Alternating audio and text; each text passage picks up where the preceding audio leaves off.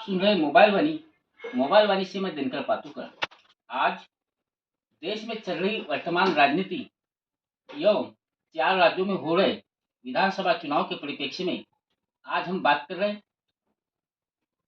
ग्राम रामाकोना के युवा नेता श्याम ठाकरे जी से, जो कि राजनीति के साथ साथ विविध धार्मिक सामाजिक संगठनों के साथ जुड़े हैं और इनका सीधा जुड़ाव आम जनता से। नमस्कार ठाकरे जी। नमस्कार नमस्कार।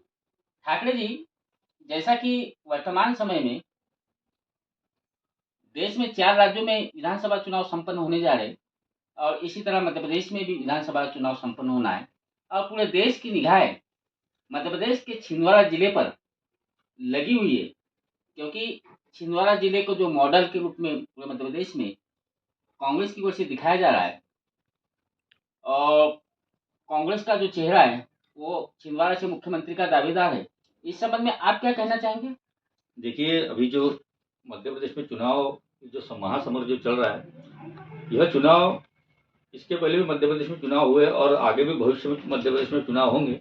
मगर इस बार का चुनाव इसलिए महत्वपूर्ण है क्योंकि पूरा मध्य प्रदेश जानता है कि पिछले चुनाव में कांग्रेस को लोगों ने चुनकर दिया था, मगर बीजेपी ने सौदेबाजी की राजनीति कर जो कमलनाथ जी को पद गंवाना पड़ा। तो ये जो चुनाव इसी वजह से बहुत महत्वपूर्ण हो जाता है कि जो आधा अधूरा कार्यकाल माननीय कमलनाथ जी को दिया है मिला, तो जनता ये चाहती है कि कमलनाथ जी को पूरे 5 साल मिले, ताकि मध्य प्रदेश जो है वह हमारे भारत का हृदय है और इस भारत के हृदय में छिंदवाड़ा जो जिला है यह इसलिए महत्वपूर्ण हो जाता है क्योंकि माननीय कमलनाथ जी का जीवन का जो सफर है वह रामाकोना से ही शुरुआत होती है। उनकी पहली सभा भी रामाकोना में ही हुई थी, जिसमें हमारे वरिष्ठ कांग्रेस के जो लोग हैं, इनमें स्वर्गीय देवराव जी पातुरकर, हबीबुल्ला सेठ और रेवनाथ जी चौरे, इसके अलावा अन्य बहुत सारे लोग थे जिन्होंने संजय गांधी, इंदिरा गांधी से बात कर माननीय कमलनाथ जी को छिंदवाड़ा क्षेत्र में लाया था। उस समय गार्गी शंकर मिश्र के स्थान पर माननीय कमलनाथ जी को छिंदवाड़ा में उन्होंने सांसद के लिए खड़ा किया था और उन्होंने विजय से हासिल की। तो तब से ये अभियान जो चल रहा है और छिंदवाड़ा एक वाकई में आपने बिल्कुल सही कहा कि रोल मॉडल है मध्य प्रदेश के लिए। तो ये चुनाव इसलिए महत्वपूर्ण हो जाता है क्योंकि कमलनाथ जी मुख्य चेहरा है और निश्चित तौर पर कांग्रेस की सरकार बनने के बाद कमलनाथ जी मुख्यमंत्री होंगे।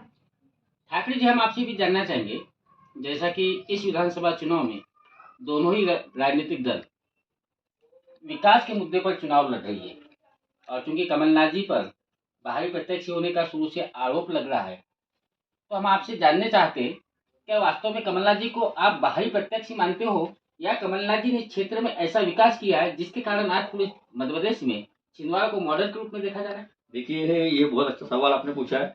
हमारे भारत के लोकतंत्र में 6 महीने यदि कोई व्यक्ति किसी स्थान पर रहता है तो उसको भारत की नागरिकता प्राप्त हो जाती है।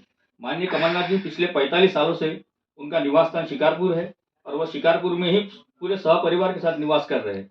इसलिए ये बात तो बिल्कुल मैं खारिज करना चाहूंगा कि बाहरी प्रत्यक्ष है। कमलनाथ जी मध्य प्रदेश के हैं और अपितु सौसर के हैं, हमारे सौसर विधानसभा से कमलनाथ जी है, उनका वोटर लिस्ट में नाम है। तो ये एक अलग बात है कि लोग उन्होंने उनको टैग कर दिया कि भाई ये बाहर के व्यक्ति हैं, मगर बहुत लंबा समय कमलनाथ जी को हो गया है और कमलनाथ जी विकास मॉडल है। बिल्कुल सही कहा आपने। आज हमारे छिंदवाड़ा में बहुत सारी तकनीकी सुविधाएं उपलब्ध है और मध्य प्रदेश में सबसे बड़ा जिला तो छिंदवाड़ा है ही है, मगर सारे संसाधन छिंदवाड़ा में जो है उतने संसाधन मुझे नहीं लगता कि किसी मध्य प्रदेश के किसी जिले में होंगे।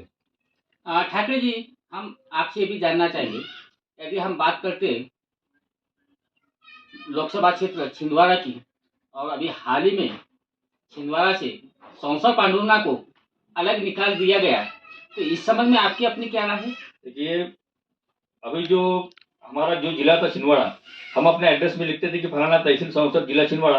तो हम छिंदवाड़ा जब अपने एड्रेस में लिखते थे और हमारे आधार कार्ड में भी आज भी छिंदवाड़ा लिखा हुआ है, तो जब छिंदवाड़ा नाम लिखते हैं तो हम बहुत गौरवान्वित महसूस होते थे कि भाई हम छिंदवाड़ा जिले के निवासी हैं और आज मध्य प्रदेश में छिंदवाड़ा की एक अलग पहचान है। मगर भारतीय जनता पार्टी के कुछ लोगों ने इसमें षड्यंत्र किया और हमारा जो सौसर रामाकोना का जो क्षेत्र था उसको पांडुरंगा में उन्होंने सम्मिलित कर दिया।